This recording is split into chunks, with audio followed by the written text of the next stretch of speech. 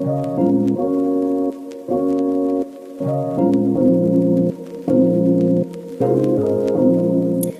to Petite Professionals. Today I have Danette. I'm very excited to have her on. Thank you for coming on. Thank Do you you so mind? much for having me. Yay! Do you mind introducing yourself and what your job title is? I am Danette Mahabeer-Turner, and I identify myself as a serial entrepreneur. And that encompasses a few titles, honestly. After this interview, for example, I'll be officiating a wedding. And I'm also a talk show host and podcaster for Voice Thoughts Talk Show and Podcast. I have a TV program called Voices of Victory, which is specifically designated to domestic violence awareness. I'm a published author. I also own a thrift store and just so many different things that just encompasses the serial entrepreneur. Wow, yes, very, very impressive. So, where did it begin? So, how did you know you wanted to become an entrepreneur? Well, I became a single mom unexpectedly and having to start my life over from ground zero and figure out as I went along in a country, of course, where I was not born and raised. So I came to United States in my early 20s and looking for a better life, of course, and then ended up starting from ground zero with a baby, a single mom in a state I've never been. I was in the state of Tennessee and having to work three jobs while juggling a baby and just figuring out life on a whole. And so as I'm working these jobs, I found a better job, which I became a hotel general manager. But I just felt like there was more that I needed. There is more than that. And I love being a general manager because my first degree is hospitality, entertainment, and tourism management. So I've been in the hospitality and hotel industry for many years, even before migrating to United States. And I've worked my way up and always tell myself in 5 years, when you're asked that question in an interview, where do you see yourself in 5 years? And I remember saying that in an interview at a hotel, that I would love to be a general manager. So seeing that come to life, I could say, check mark, I've done it, right? I made it happen. I had a dream and I accomplished that dream. But there was just more that I needed. I needed not just financial stability, but I needed freedom. I needed to be able to have that work-life balance. I needed to be able to not miss my daughter's extracurriculum, to be able to travel without having to, wait for an approval from some higher ups to be able to take my child on a vacation or do something that I find passionate or I'm passionate about. And so I started, getting certified in different things and I became a certified life coach and just started creating my own Google page for that and the services that I was going to offer. And next thing you know, I have a bunch of clients and I enjoy doing that because just seeing others tap into their potential like I myself did, it's such a rewarding experience for me. It's not just about the money, but it's about doing something that I love, I'm very passionate about, and seeing where you start with someone from and where they end up, having your Mhm. coaching, as part of, in their back pockets, or rather. So for me, it started from there while I was still working as a hotel general manager. And then I started my own photography and videography business called Little London Photography. And that was named after my daughter, her name is Sahila London. So her middle name is London. And so Little London Photography was born, and then I just felt like creating memories for others just bring me so much joy, whether it was family portraits or pet photography and just, the smiles on my face and their faces and just seeing people happy was just something that really inspired me. And so, of course, it just kept on building from that to where, I'm now the wedding officiant, the life coach, the photographer, the videographer. And I'm like, I'm a thrifter, big thrifter. And I love thrifting so much that I kept telling myself for many years, I'm gonna own a thrift store. And so almost a year now, Finders Keepers Thrift Boutique was born. Cute name. So So cute. yes. So, it's and it's funny because as you see, I'm wearing my Jamaican colors. We'll talk about that in a little bit. A year ago when I found a location and decided to do this, I decided to use the Jamaican colors as my store colors, like my logo and different things. So black, green, and gold represent my birth home and my birth country. So just a little bit about my little serial entrepreneur, but everything that I do, I'm very passionate about. I stay Mhm. in my lanes. I have multiple lanes and I stay in them. And so I just call myself a Jane of all trade. I'm an octopus. And it keeps me excited. Like no 2 day looks the same. No, I love that. And something that I've noticed from doing pageants and meeting women is we're all very similar in the sense that we're always striving to be better and we're always open to growth. And we say yes to opportunities. I mean, I know that's a generalized statement, but like just there's a lot of us that It are that is. I way. agree. And I love that. And I like surrounding myself with friends that are similar because I'm back in school to become a I want to be a counselor. So I get what you're saying there. You Nice. want to help people and it's a calling. But It that is is, definitely a calling. it's impressive. I love all your experiences. It's very cool. And I've noticed a theme that you're always wanting to help other people with all your endeavors. So you went to school for, what was the, So my first degree is hospitality, entertainment, and tourism management, and my second okay. degree is business management and leadership. Awesome.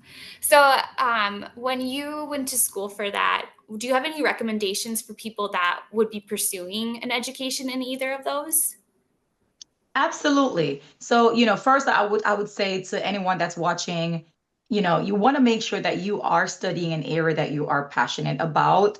I grew up in the South, and the North Coast was where all the hotels were. All the tourists would come into Ocho Rios and Montego Bay. And so for me, it's like I wanted to study something that I wanted to explore. So make sure that you have that sense of curiosity and you want to explore that and you're hungry for that exploration, and that will just open up the doors for that opportunity for you to study those aspects. And even though I did hospitality, entertainment, and tourism management, there are other areas that, one can basically major in. I Mhm. majored in accommodation, there's tour and travel, there's culinary, so you can find that area even though it's a broad spectrum of hospitality and tourism management. It does not mean that you have to be in the accommodation aspect of that. There's so many different avenues that you can explore. That's awesome. Okay, good information. I have a question about being a life coach. How do you go about becoming one? Well, becoming a life coach is much easier than anyone would think. Of course, getting certified is not as hard as, all the other studies I've done, but I was always a life coach and I did not know it. I was coaching people for free. So, and that's when I actually discovered, I'm like, wait, let me look into this. So everybody would come to me when they are stuck with a career decision or, all my friends, my family members, they would come to me with other things and I'm helping them to figure it out. And I'm like, aha, the light bulb moment came on. And Hmm. I started doing some research, found an online academy, which is a self-paced course. You pay a small fee, you do the course, you take the quizzes and all that. The rest is really dependent on the person. So that just to say you're certified. Okay, I'm a certified life coach, okay? Because everybody wants to talk with someone that's certified, right? So but you obtain those, you have those skills within you already. If you want to be a life coach, you already possess the skills that will be needed and necessary for you to succeed as a life coach. Having this certification is just to make others feel more comfortable that this person knows what they're doing. The rest is Hmm. really your marketing strategy. Okay, so I created a Google page, listed all my services, my prices, like started to market myself, my business cards, and connecting and networking. That's the main part. Okay. I am a national certified life coach. And the reason for that, I can do a life coaching session via Zoom. So I have clients that are in New York and Florida and just all over because I can't really be with you in person, but I can help you virtually, and so we set those goals and we set those timelines and objectives. So if someone is out there listening or watching and you want to become a life coach, skillsacademy.com is where I did my certification. It's fast-paced, self-paced. It's really up to you. I am a go-getter, so of course you could tell, and I am just wanting to accomplish whatever I start. So I focus on that and I get that done. So once I get that done, then the rest is all about your marketing strategies. That's awesome. Um, Also, when we're done with this, do you mind sending me some of your links so that way I can put this in the description if someone wants to work with you or just explore all your businesses that you Love have? that. Yes, absolutely. Thank you so much. Okay, so one more question about work. If you could go back and talk to the younger version of yourself about going into the line of work you have, what's some like piece of advice you wish you would have had? I would tell my younger self, do what makes you happy. Do what makes you happy because at the end of the day, you know how they say, you do what you love and you love what you do, you never work a day in your life. Do what makes you happy. And so work does not seem like a burden. It's something that you are excited to wake up every single day and start doing because you love what you do. So be passionate, be curious, and just be happy at what you do. I love that. Thank you. So I also have to say, I was at Petite USA watching nationals and I saw you and I was like, oh my gosh, she's beautiful. And then I saw Oh, you on thank stage you. and you had so much energy. You were so much fun to watch. So when I saw that you're going to be at Oh, Universal Petite, I was really excited for you. Yay. thank you. I'm excited. I'm excited. It's a full circle moment for me. Again, like I've never let my roots go. I was born and raised in Jamaica. And I've always embodied that. I've always acknowledged that's who I am. That's who I am inside. You know, Mhm. that's who helped me. Like all of my experiences and my culture has helped to mold the woman that is sitting in front of you today. So I've never let that go. And so to be able to represent my country on a universal stage means the world to me. That's amazing. What got you into pageantry? Because was Petite USA your first national pageant? It was here in America, yes. Not so I was doing national pageants, in Jamaica Okay. and entered in one pageant there and different things, but this was Petite USA was my first pageant in the United States. Let's Awesome. just put it that way. Yes. So I it was very exciting. And it came, honestly, Petite USA came years after I thought I put the baton down. And I've literally handed it, I thought, to my daughter. And so she Mm, entered her first pageant when she was 4 years old. And so I'm like, okay, let me invest that into her because I started when I was 7 years old. And of okay. course, all of mine happened in Jamaica. I was going from Kingston to different parts of the country and entering and winning pageants. And so here I am, what, 10, 11 years later, picked up back my baton or said to my daughter, hey, lend me that baton back. We're gonna share. So we're gonna share it. And so that's, and she's truly inspired me. I think honestly, her doing, she did one at 4, she did one at 8, and she won and was featured on the news. And I think it truly inspired me Oh, so much. And then I'm scrolling, and then here comes a sponsored petite post, and I was like, this is a sign. yeah, I So should do it. here I am again, 10 years later, and my first national pageant, and now moving on to a universal pageant to represent my home country. That is amazing. I love it. I have a 6-year-old son and he will watch the pageants with me. And anytime there's like a brunette woman that comes on stage, he's like, is that you? I'm like, no. But he asked me if he could do a pageant. And I was like, Oh, yeah. yes.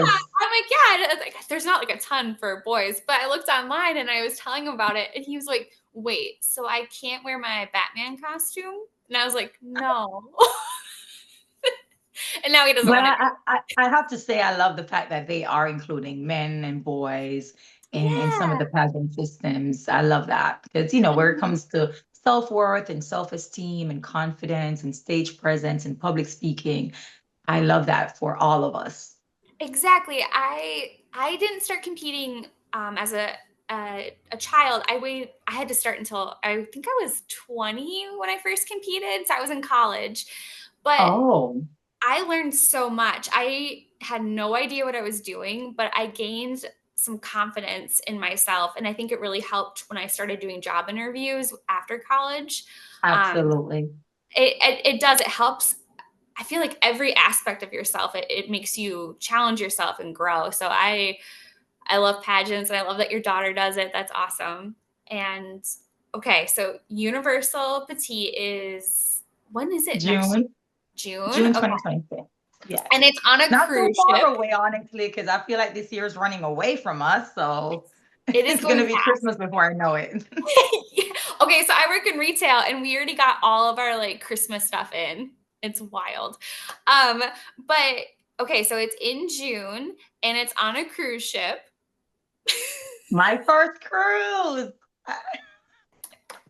Well, if I don't make it before June, then it will be. And I think I will let it be my first cruise. And that just adds to the experience that, as you mentioned, um, us in pageantry, we challenge ourselves constantly.